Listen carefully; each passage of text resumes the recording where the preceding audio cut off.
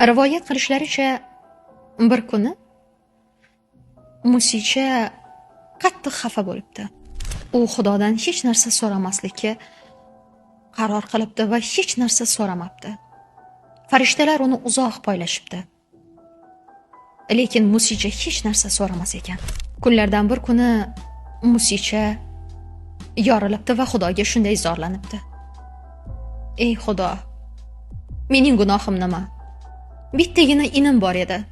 Daraxtda o'sha inim menga qishning sovug'idan isinishga, issiqda esa salqinlashga yordam berardi.